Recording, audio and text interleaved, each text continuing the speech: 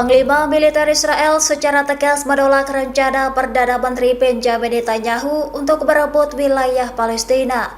Di tengah tekanan internal, ribuan warga Zionis melakukan aksi demo besar-besaran mengepung kediaman Netanyahu di Yerusalem. Dikutip dari Reuters.com, pada Kamis 7 Agustus, aksi protes ini meluas di sejumlah jantung kota Israel. Mereka menuntut gencatan senjata dan pembebasan para sandera.